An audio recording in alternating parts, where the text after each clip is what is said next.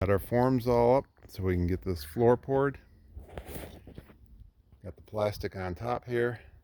The plastic that's underneath this footing goes underneath the footing, and then that's the black plastic you see here. So this concrete is not touching the dirt. The plastic is touching the plastic's touching the dirt.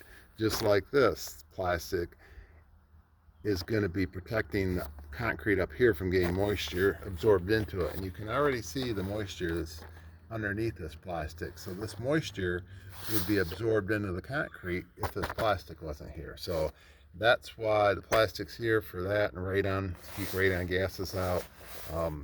And the reason I've got my plastic under the footing is so I can just have a barrier that goes from here all the way over to here. So this concrete is protected by the plastic underneath it.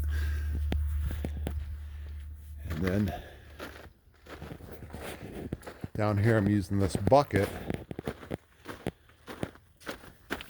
and I just used a couple buckets, cut the bottom out and slid them inside one another, and then after the concrete's poured I'll just pop this lid off and cut this flat. Normally people will put a box around there because you need something for your P-trap for your shower, but I'm using this plastic. It'll never rot, and it just was really easy to use, and put a lid on it so that way no concrete can fill this hole. And then I've got these little boards marked out, so I'm going to have to put some grade stakes in here. I just want to make sure that I don't poke into any of the lines that are going underneath there, so I just put these in here temporary till I get the grade stakes in tomorrow. And then over here, this will be the garage, and it will step down about 3.5 inches.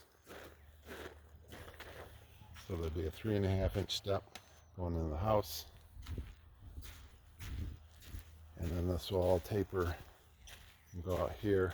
So the house will be about 6 inches higher down here than what the garage is, and then you'll just walk out onto the porch evenly, 6 inches even